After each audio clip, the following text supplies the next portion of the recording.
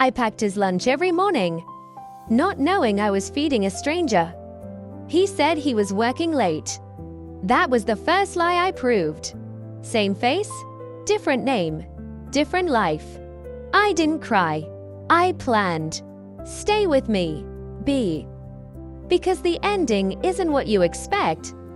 This isn't just a story about betrayal. It's about what happens next. When the life you built turns out to be a lie, you have two choices. You can crumble, or you can rebuild, stronger than before. For weeks, I gathered every piece of the puzzle he so carefully hid. Each clue, each late-night text, each unexplained receipt wasn't a crack in my heart, but a step in my plan.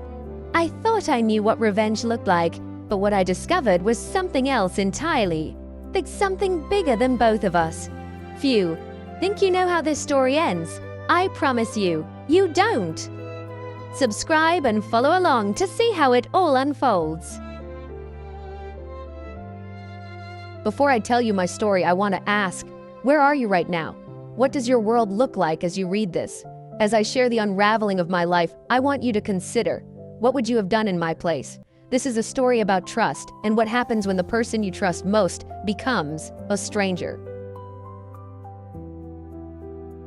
For 7 years, my husband David was the definition of reliability. He was the kind of man who made you feel safe just by being in the room. There was a quiet strength about him, a steadiness that seemed to anchor not just our home but everyone who knew him. He was the person you could count on, no matter what. Everyone in our North Carolina town trusted him. He had a way of making people feel seen and heard, whether it was a quick wave to a neighbor or a long conversation on the sidewalk. People would stop him just to ask for advice or to share a story, and he always listened with genuine interest. He remembered birthdays, helped neighbors, and was always there when needed. If someone's car wouldn't start, David was the first to show up with jumper cables. If a neighbor was sick, he'd drop off soup or run errands without being asked. He made kindness look effortless, and people noticed. He volunteered at local events, tutored kids after school, and even organized the annual block party. It was as if he had an endless supply of energy for helping others, and he never expected anything in return. Our life was built on small, steady routines, coffee in the morning, dinner together at night. We cherished those quiet moments, the gentle rhythm of our days. There was comfort in the predictability and knowing that no matter what happened outside our door, we had each other to come home to. He was the kind of man who would help a turtle cross the road or keep a list of books in his wallet. He loved the little things, rescuing stray animals, jotting down quotes he liked, or surprising me with a new novel he thought I'd enjoy. His thoughtfulness was woven into the fabric of our daily life. Sometimes I'd find a note from him tucked into my lunch or a flower left on my pillow. He had a way of making ordinary days feel special, of reminding me that I was loved in 100 small ways. There was never drama, never secrets, just a quiet, peaceful partnership. We didn't need grand gestures or big declarations. Our love was in the way we shared silence, in the comfort of a familiar hand to hold. I never doubted him. Our marriage felt like a shelter from the world. When storms came, literal or figurative, we faced them together, side by side. I always believed that as long as we had each other, we could weather anything. He was my best friend, my confidant, my partner in everything. We shared our dreams, our fears, and our silliest inside jokes. There was no part of my life I didn't share with him, and I thought he did the same with me. The idea that David could be hiding anything was unthinkable. He was open about his past, his hopes, even his regrets. I trusted him with my heart, my secrets, my future. My trust in him was absolute. I never questioned his motives or his actions. He made me feel safe, cherished, and completely secure in our life together. Our life felt solid, real, and deeply authentic. We built a home filled with laughter, memories, and the kind of love that grows stronger with time. Every photo on our mantle told a story of shared joy and quiet contentment. I believed I knew every page of his story. I could recite the details of his childhood, his favorite books, the way he liked his coffee.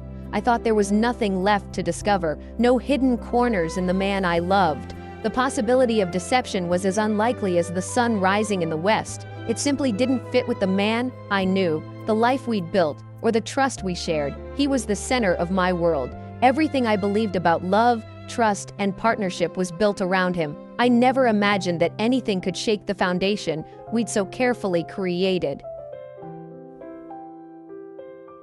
Our home was filled with memories, handmade shelves, mismatched mugs, wedding photos. We were inseparable, our lives woven tightly together. Trust was the foundation, built over years of shared joys and hardships. I never felt the need to check his phone or question his actions.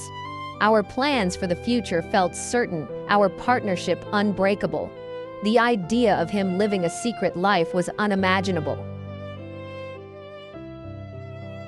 The changes were subtle at first, so subtle in fact, that I almost missed them. It started with a second phone, identical to the first, appearing on the kitchen counter one morning. He brushed it off, saying it was for work, a necessity for his new project. Then came the gym bag, packed with fresh clothes and a new water bottle, slung over his shoulder as he left earlier and earlier each morning. Soon, late nights became the norm. He'd step out after dinner, sometimes not returning until well past midnight. When I asked, he'd say he needed to clear his head, or that work was piling up. The second phone would ring and he'd step outside to answer, his voice low and hurried. The gym, he insisted, was for his health. He'd come home sweaty and exhausted, but somehow more distant than before. I tried to be supportive, telling myself that everyone needs their own space, their own routines. But his phone, once left out in the open, was now always face down, the screen dark and silent. If I entered the room, he'd angle it away or slip it into his pocket. Sometimes, I'd catch him glancing at it, a flicker of worry crossing his face. I told myself I was being paranoid, that these were just small things, the kind of changes that happen in any long relationship. But the unease grew, a quiet ache in my chest that wouldn't go away. I started to doubt my own perceptions, wondering if I was imagining things, if I was reading too much into every little detail.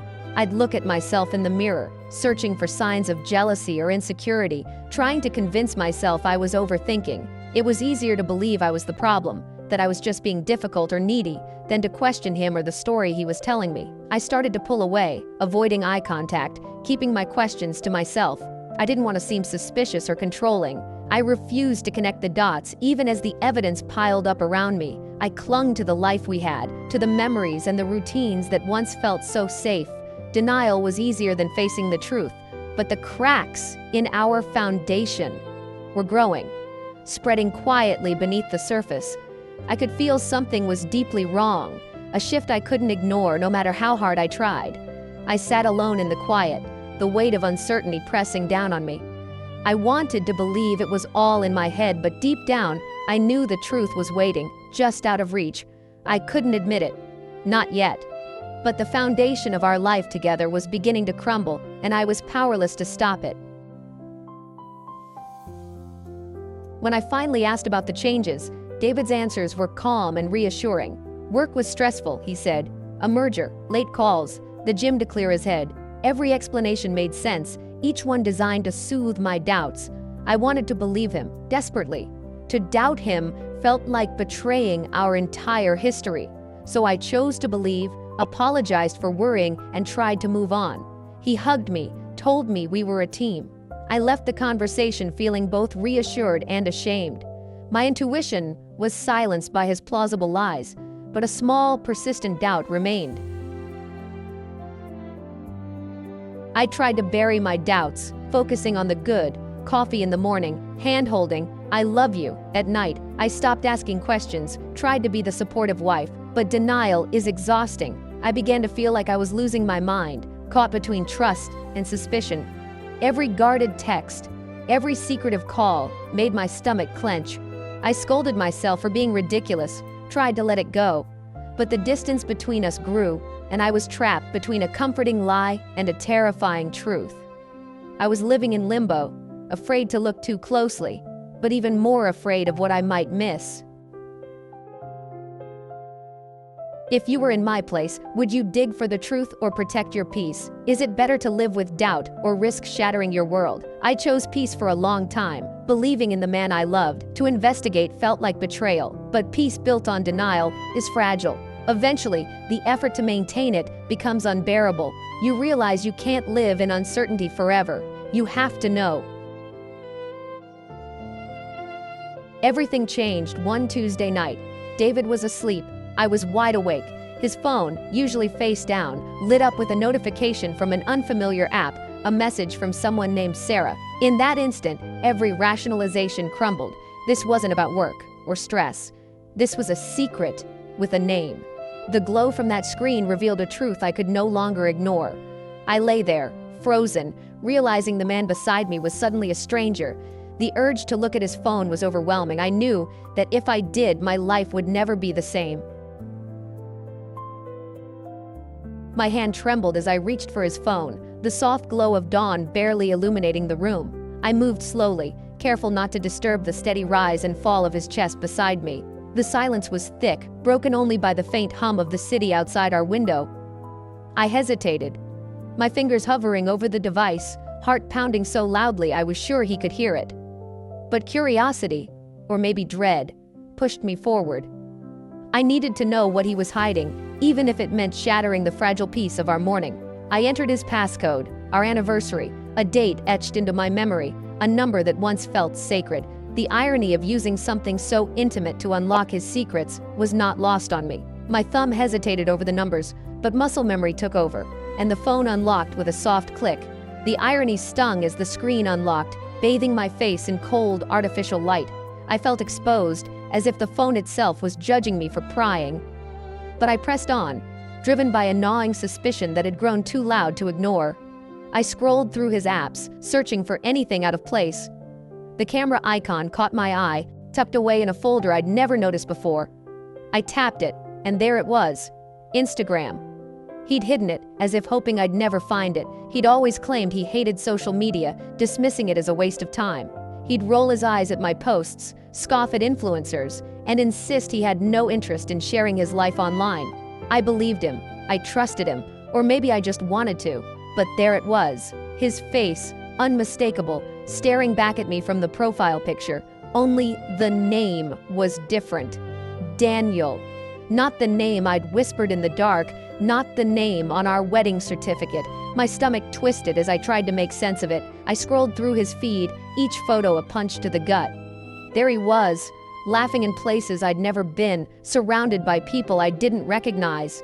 Beaches, restaurants, city streets, moments of joy and celebration, all without me.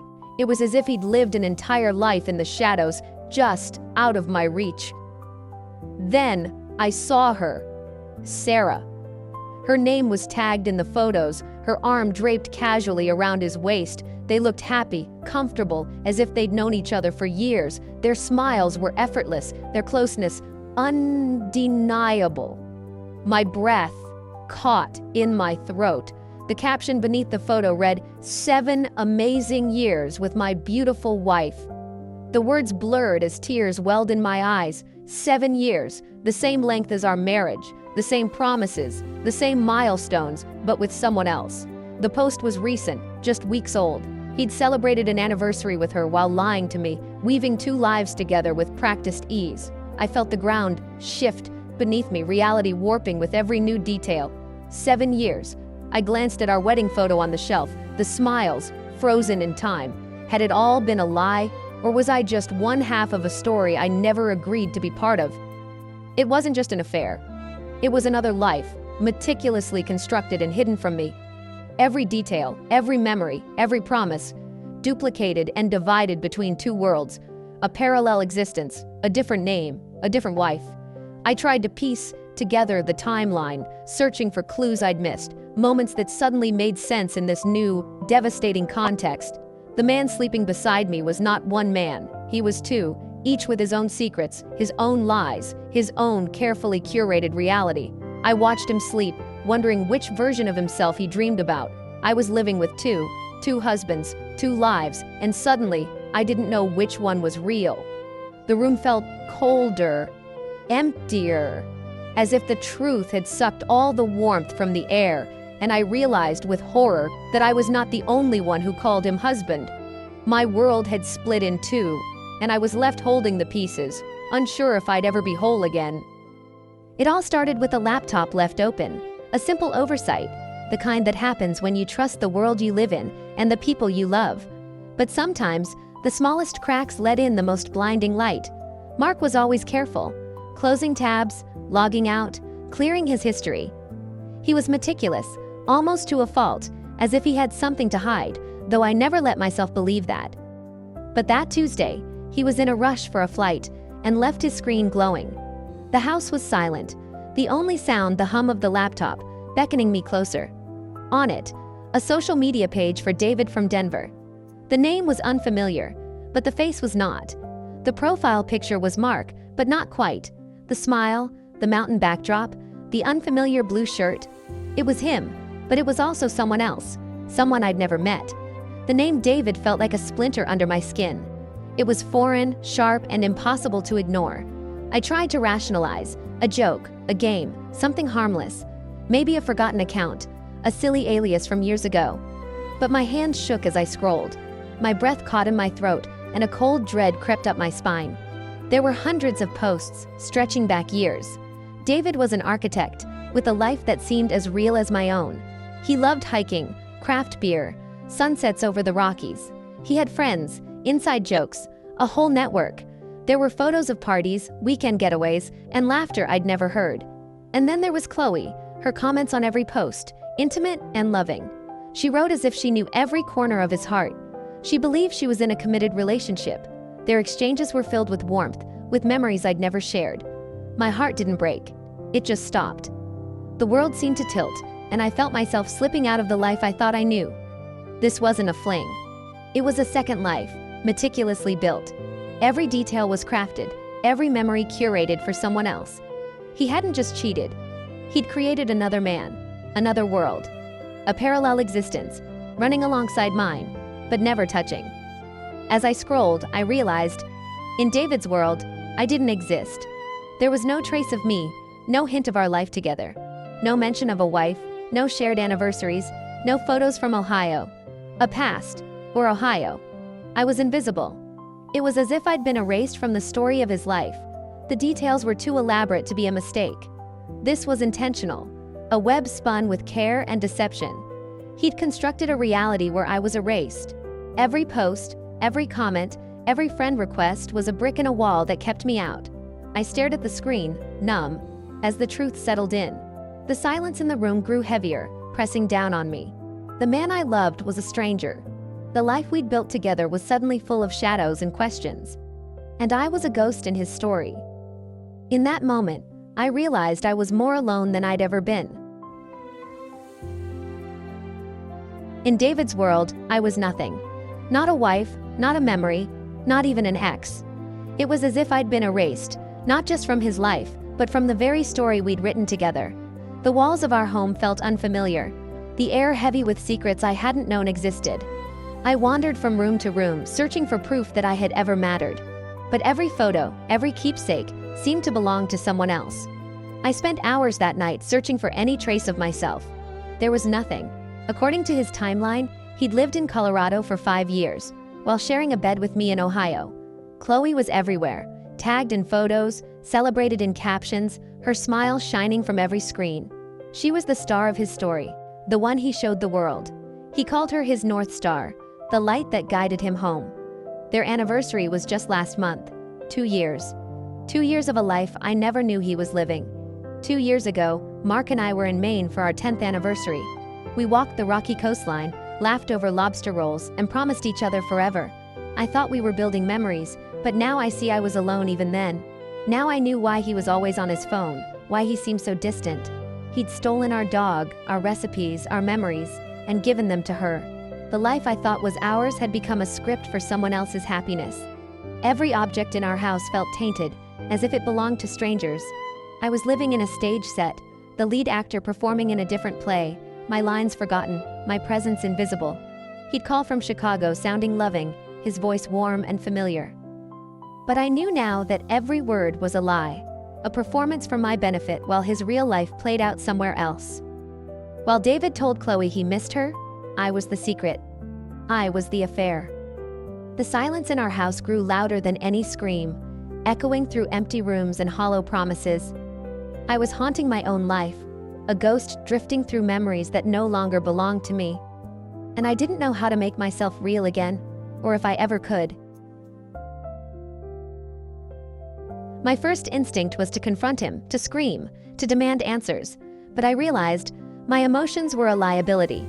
The truth was my only asset. So I became a detective. I bought a hard drive and documented everything. Screenshots, posts, messages, photos. I built a timeline of his deception, organizing every detail.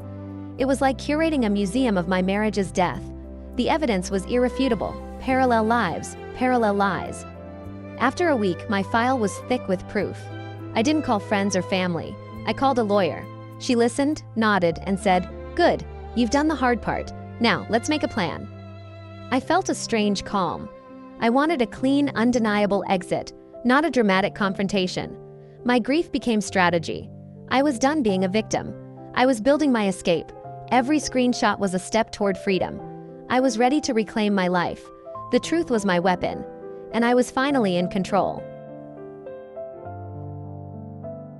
Living with the knowledge was the hardest part. Mark came home, and I had to pretend everything was normal. Every word he spoke was a lie, and I had to play the unsuspecting wife. The house became a place of tension. Every interaction was loaded with my secret. I studied him, noting his habits, his lies, for my growing file. Sometimes the facade almost cracked, but I remembered my lawyer's advice: do not engage. My silence was my power. I was mourning a marriage while the other person was still there, oblivious. It was a slow, painful detachment. But with each day, I felt a new resolve. I was no longer a victim. I was the architect of my own liberation. The weight of knowing was heavy, but it was the beginning of freedom. I thought about confrontation, the dramatic showdown, the yelling, the tears. But what would it accomplish? It would give him a stage, a chance to twist the story. I refused to make my exit about him. Would you have confronted? Or chosen silence, gathering strength for a quiet exit? There's no right answer. For me, the choice was clear. I didn't need his confession or apology. I needed a conclusion, a clean, quiet ending. My power was in walking away, not giving him a final scene. Sometimes the strongest move is to simply close the book. The day I acted was ordinary, gray, unremarkable. My revolution was quiet, efficient, final. My lawyer and I had prepared everything: the divorce petition, the evidence, the plan for assets. I sat at our kitchen table, calm. No rage, no tears, just resolve. I wasn't seeking revenge. I was reclaiming my life. The greatest defiance was refusing to be a character in his story. He cast me as the oblivious wife. I was rewriting the script. The quietest revolutions happen in the heart. I decided I deserved more than a life built on lies, and I was ready to begin again. The first step was an email, not to Mark, but to Chloe. It was a quiet morning, the kind where the world feels suspended, and I sat at my kitchen table, hands trembling slightly above the keyboard. My heart pounded as I tried to find the right words, knowing that what I was about to do would change everything for all of us. I found her address, wrote a simple message. "The man you know as David is Mark. We've been married 12 years. I'm filing for divorce today. I'm sorry you were deceived." I hesitated, reading it over and over, making sure it was honest but not cruel, direct but not vengeful. I wanted her to know the truth, but I didn't want to cause more pain than necessary. I attached our marriage certificate, a photo, and a link to his real profile. Proof, so she wouldn't doubt herself or me.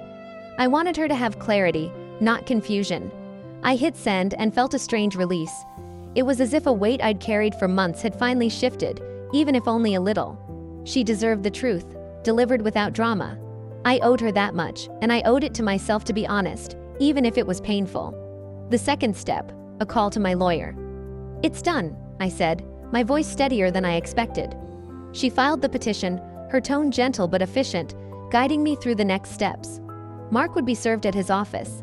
I imagined the moment he'd receive the papers, the shock, the realization. But I didn't let myself dwell on it. No final fight, no tearful conversation. There was nothing left to say that hadn't already been said in silence. The legal system would end our marriage with sterile finality. It was all paperwork and signatures now, the end of a story written in ink and law. The last step, the door, the threshold between my old life and whatever came next. I packed 2 suitcases, clothes, laptop, jewelry, a few books. Only the essentials, the things that felt like mine, leaving behind the rest. I walked through the house one last time, detached. Each room echoed with memories, but I felt strangely calm, as if I was already somewhere else. It was no longer my home. The walls, the furniture, even the air felt unfamiliar, as if I was visiting a place I once knew. I left my ring and key on the table, next to a copy of the email. Symbols of a life I was ready to leave behind, tokens of a chapter closed. I walked out, closed the door, and didn't look back. My part was done. The hardest choices had been made, and I was lighter for it. The rest was just stuff. I was free. Free from secrets, from waiting, from the weight of pretending. The world outside felt new. The air was different, brighter, as if the universe itself was urging me forward. And I was finally myself again. For the first time in years, I could breathe, and the future, uncertain as it was, felt entirely my own. The first weeks alone were strange. The silence was vast. I moved into a sunlit apartment with no memories of him. At first, the quiet felt empty, but slowly, it became peace. I filled it with my music, my food, my choices. The silence became the sound of my own life. Friends and family rallied around me, but respected my need for space. I took long walks, rediscovered old hobbies, read novels uninterrupted. I wasn't just healing from a marriage. I was recovering from a long deception. One evening, watching the sunset, I felt contentment so deep it nearly brought me to tears. I realized I didn't lose a husband. I lost a lie. The real man was a stranger. By losing the lie, I got my life back. My real, unfiltered, gloriously quiet life. And I wouldn't trade it for anything. The divorce was swift. Mark didn't fight. He vanished as completely as I had from David's world. I never spoke to him again, never got an apology. I realized I didn't want one.